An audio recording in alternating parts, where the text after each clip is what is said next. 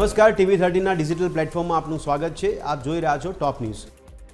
Bengaluru tunnel project મુશ્કેલીમાં મુકાયો। નિષ્ણાંતોએ અનેક ખામીઓ દર્શાવી છે અને પ્રોજેક્ટમાં સુધારા કરવાની કરી છે ભલામણ।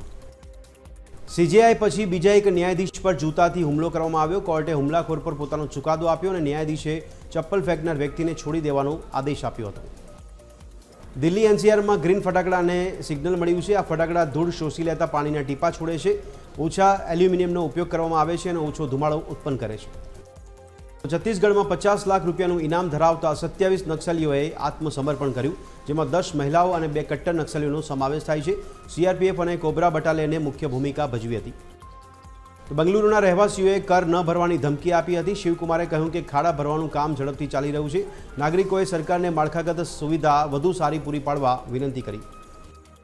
શુક્રવારે રાજ્યમંત્રી મંડળનું થઈ શકે છે વિસ્તરણ। આવતીકાલ બપોર સુધીમાં નવા મંત્રીઓને થશે ફોન। સ્વર્ણિમ સંકુલ 1-2માં નવા મંત્રીઓ માટે ચેમ્બરની ચકાસણી શરૂ।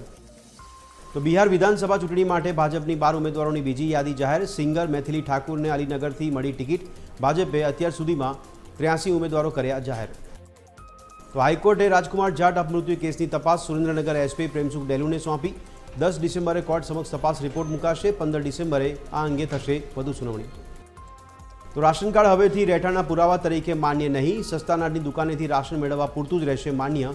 રાજ્યના અન્ન અને નાગરિક પુરવઠા વિભાગે કર્યો પરિપત્ર જાહેર। કચ્છમાં ભેદી ધડાકાની અસર। ગાંધીધામ આદિપુરમાં સંકુલમાં ભેદી ધડાકાથી લોકોમાં ભયનો માહોલ। ભેદી ધડાકાથી ધ્રુજી ધરતી।